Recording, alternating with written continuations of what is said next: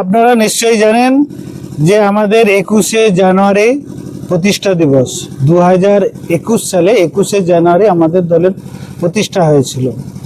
আমাদের এই দলের প্রতিষ্ঠা দিবসকে সাকসেস করার জন্য আমরা প্রতি বছর আমরা কলকাতাতে আমরা প্রতিষ্ঠা দিবস পালন করি বিভিন্ন ঘাত প্রতিঘাতের মধ্যে দিয়ে।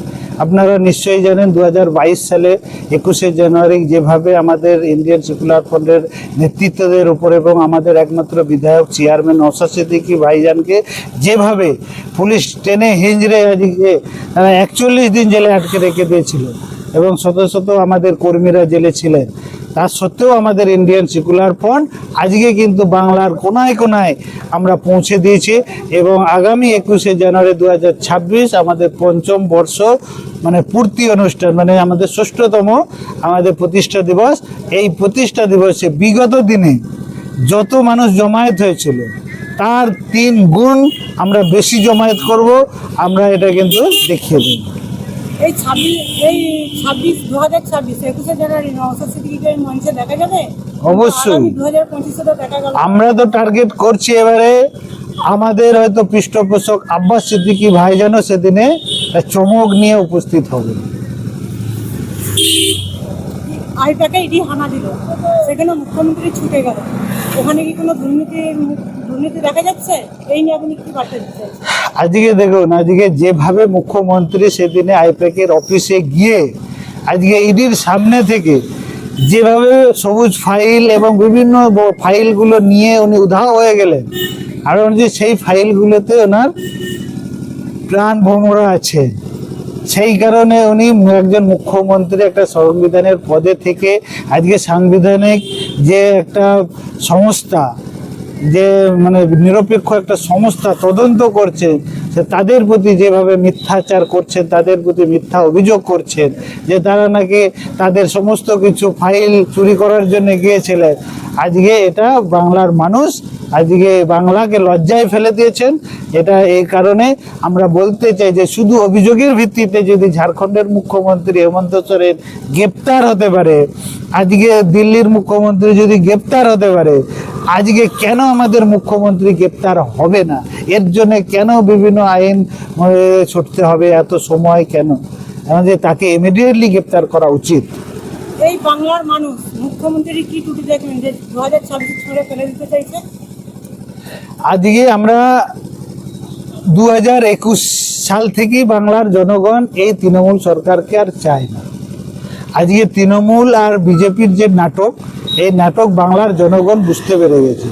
কিন্তু আজকে এই রাষ্ট্রীয় দলগুলো যারা আছেন, শাসক দল আছেন, এরা সন্ত্রাস কায়েম করে ভোটটা লুট করার একটা তারা প্রচেষ্টা চালিয়েছে। তাই আমরা জনগণকে নিয়ে আগামী 2026-এ আমরা জনগণের যে স্বপ্ন, জনগণ যেটা চাইছেন, জনগণ যে পরিবর্তনের জন্য আবার ডাক দিচ্ছেন, তাদের সেই স্বপ্নকে বাস্তবায়িত করার জন্য সেই সন্ত্রাসমুক্ত ভোট লুট করা বন্ধ করার দাবি নিয়ে এবং সেটা সর্বশক্তি জনশক্তি নিয়ে আমরা লড়াই করব। আপনি তো আদিবাসী সম্প্রদায়ের মানুষ, তো নওশাদ সিদ্দিকীর পাশে কতটা থাকছে? দেখুন, নওশাদ সিদ্দিকী নয়, আমাদের ইন্ডিয়ান সেকুলার ফ্রন্টটাই হচ্ছে ভারতীয়দের জন্য। এখানে আদিবাসী, দলিত, মুসলিম এটা পৃথক করার কোনো জায়গা নেই। এখানে আমরা পরিষ্কার বলি যে খেটে খাওয়া মেহনতি শ্রমজীবী মানুষরা নিজেদের অধিকার এবং সমস্ত জাতি সম্প্রদায়ের মানুষ তাদের সাংবিধানিক অধিকার এবং দেশের মর্যাদা, দেশের সংবিধানকে রক্ষা করার যে প্ল্যাটফর্ম, সেই প্ল্যাটফর্মটাই হচ্ছে ইন্ডিয়ান সেকুলার ফ্রন্ট। আপনি বক্তব্য দিচ্ছিলেন, বারবার স্নেহাশিস চক্রবর্তীর কথা বলছিলেন, তো এই জাঙ্গিপাড়া বিধানসভার বিধায়ক স্নেহাশিস চক্রবর্তী কতটা উন্নয়ন করতে সেটা যদি একটু বলেন। সেটা সাধারণ মানুষ তারা জবাব দেবে আগামী 2026-এ। যে আজকে জাঙ্গিপাড়ার অলরেডি যে আওয়াজ উঠছেন সেটা আমাদেরকে বলতে হবে না, জনগণই বুঝে নিয়ে গেছে যে জাঙ্গিপাড়ায় এই 15 বছরে কি ডেভেলপমেন্ট হয়েছে সাধারণ মানুষের জন্য। তাই বিকল্প হিসেবে ইন্ডিয়ান সেকুলার ফ্রন্টকে চাইছে, এটা পরিষ্কার।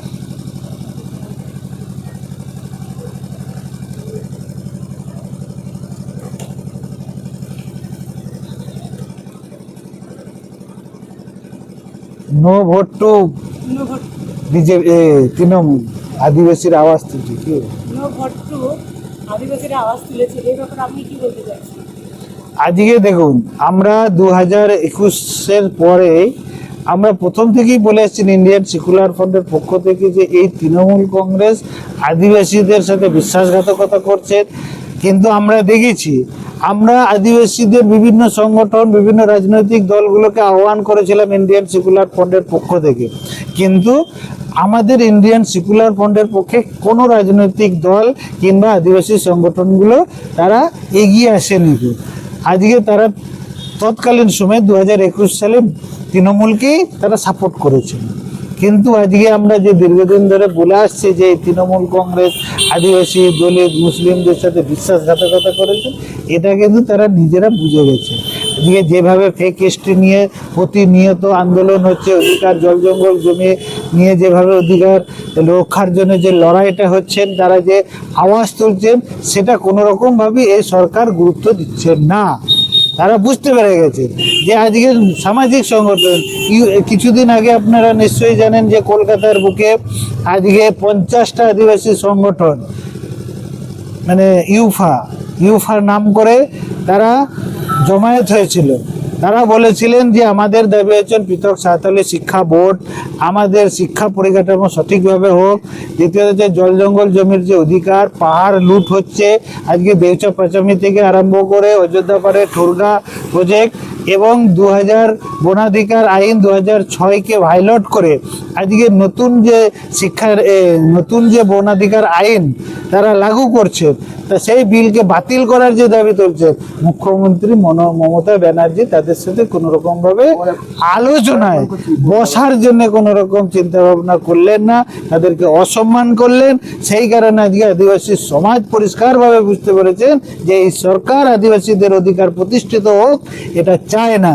সেই কারণে একমাত্র নওশাদ সিদ্দিকী ভাইজান যেভাবে বিধানসভার ভেতরে বলছেন, যেভাবে প্রত্যেকটা জনগণের কাছে তুলে ধরছেন, প্রত্যেকটা প্রোগ্রামে এই অধিকারের কথা তুলে ধরছেন, সেই কারণে বিকল্প হিসেবে নওশাদ সিদ্দিকী ভাইজানের আগামী দিনে থাকবে আদিবাসী পুরো সমাজ, এটা আমাদের দৃঢ় বিশ্বাস।